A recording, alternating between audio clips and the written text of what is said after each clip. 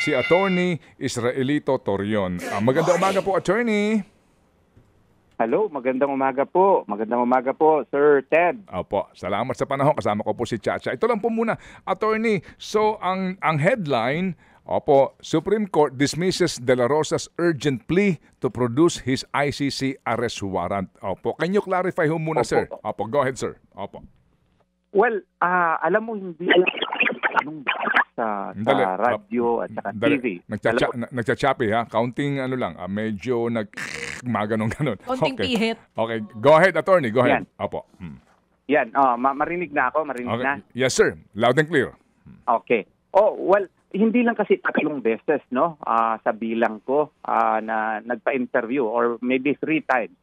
Nagpa-interview si Justice Secretary now, Ombudsman Rimulya, na mayroon siyang kopya ng ICC warrant at saka confirmed niya at nasa telepono daw niya. Ito yung subject matter nitong aming petition, kung mayroon ba talagang warrant. So, naturally, as an officer of the court, he being a lawyer, now, sa tingin ko, may petition siya. Meron pa lang warrant. Kasi presenta yan sa Korte Suprema. Kasi kung meron,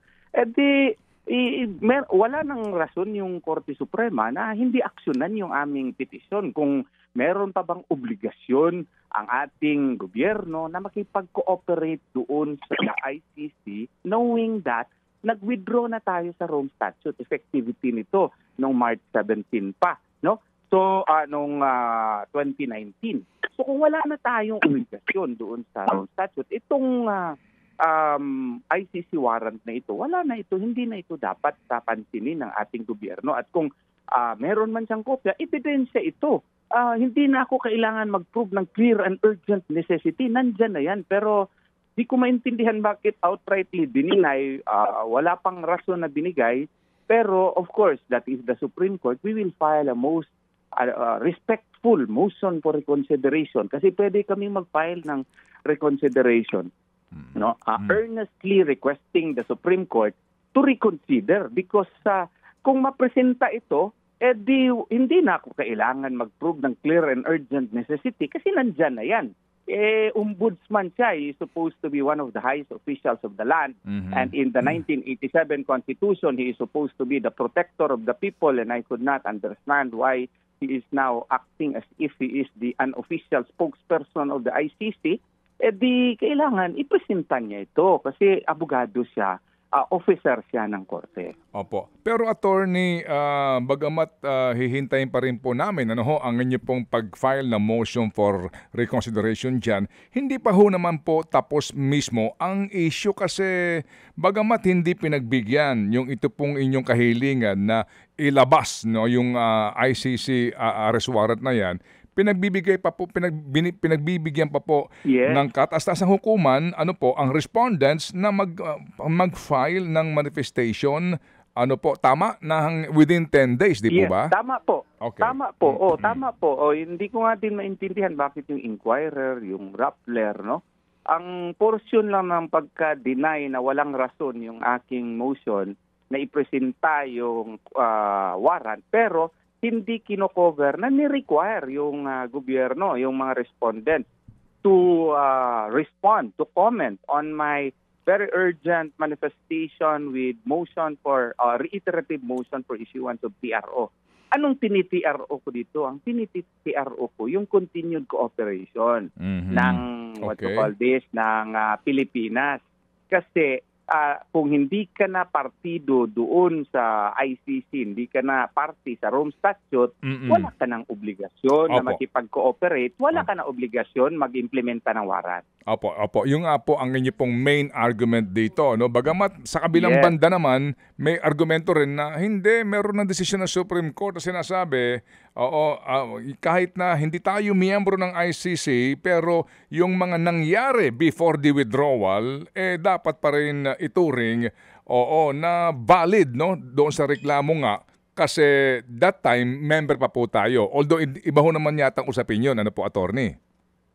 Ibang usapin yun, pangilinan ruling yun, ibang usapin yun. Dito kasi, prinisent ko na as an issue yung provision po ng Article 127 yung matter under consideration. Hindi naman yung matter under consideration na nakasaad doon sa under Article 127 in order for the ICC to have residual jurisdiction. Ang tingin po namin, yung matter under consideration dapat, no, within 1 year period galing natin pag-withdraw ay na-consider na ito ng korte, hindi lang ng prosecution. Kasi dito 2019 wala na tayo sa sa ICC.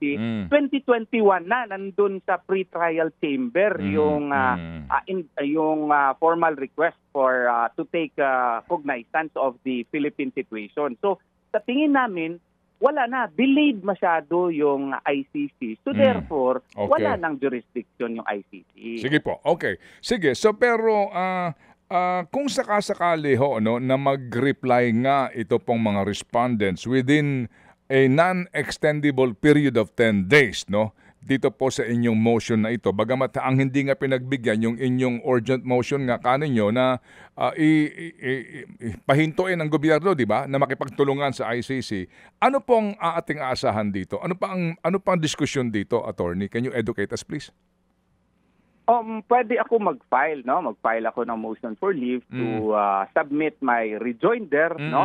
Or posible na yung Korte Suprema desisyonan na. Pero ang most probable na gagawin diyan ay baka hintayin din yung sagot ko doon sa kanilang reply, no?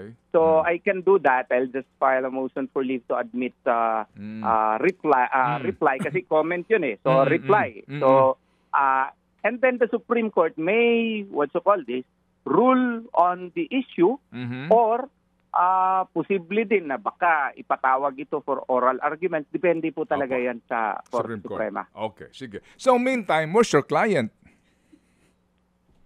In the meantime, my client with the issue now becoming, so unclear, he wants to be sure kung ano ba talaga. Meron ba talagang warrant o wala so that he can be properly guided. But that does not mean that he is in hiding. How do we construe that na he is not in hiding? We've been calling him for an interview. Hindi namin siya hindi sumasagot sa amin eh. Opo, para ho sana nga makapanayam. So, nasan siya ngayon? Ba't hindi siya ngayon po importante yung session, budget deliberation, ba't di siya na-attend? Alam mo kasi, sir, because of past history. Siguro, no, I'm not competent to answer for him, but I am his lawyer, no?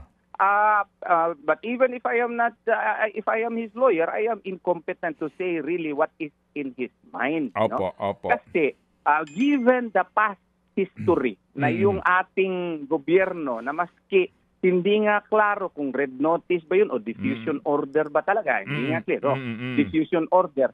In-implementa, hindi man lang dinaan sa korte o hindi man lang nag-follow doon sa Article 59 or sa ating 1987 Constitution, Rules on Criminal Procedure. Bigla na lang, kinidnap yung ating dating presidente. How much more yung si Senator De La Rosa? Maybe that is in his mind. Di nawala siyang tiwala sa gobyerno.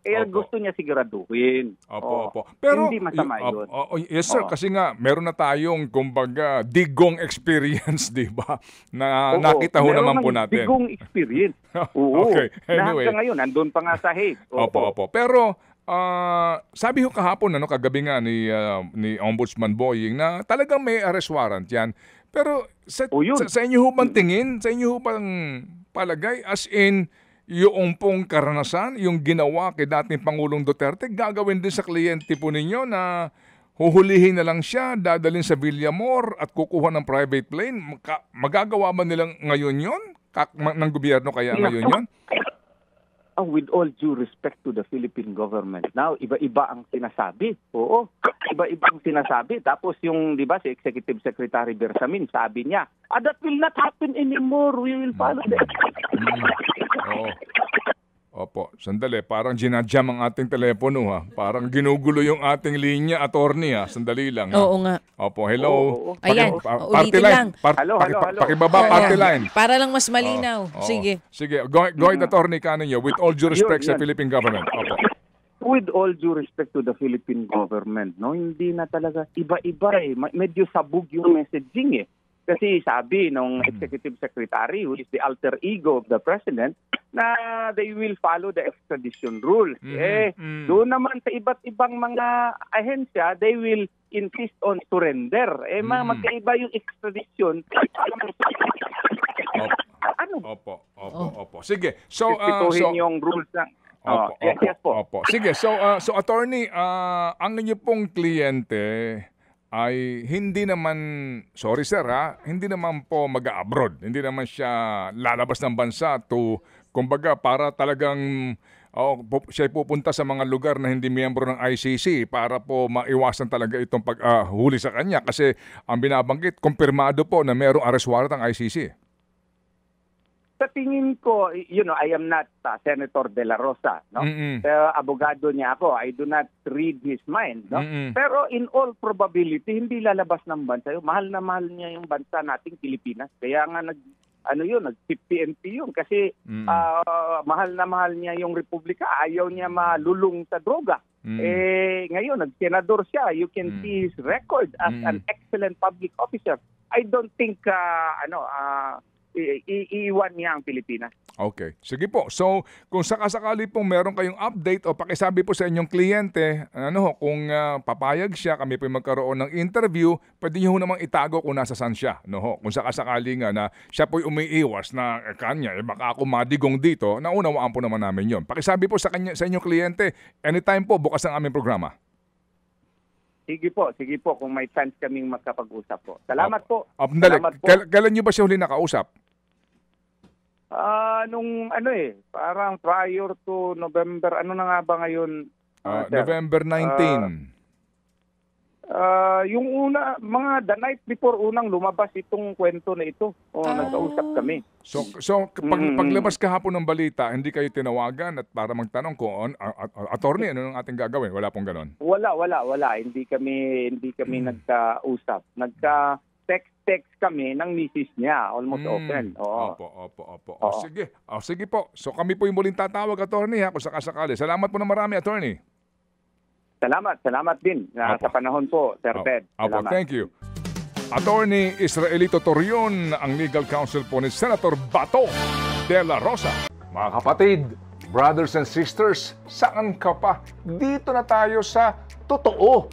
Dito na tayo sa True FM. Mga kapatid, mag-subscribe and follow po kayo sa social media accounts ng True Network PH. Yan po kami. Hanapin nyo lang True Network PH, Facebook, Instagram, YouTube, TikTok, and podcast. Mapa Apple or Spotify man yan, mahahanap nyo kami. Lahat ng mga napapanood at napapakinggan nyo po sa programa, nasa social media accounts namin yan. So, paano mga kapatid? See you sa social media!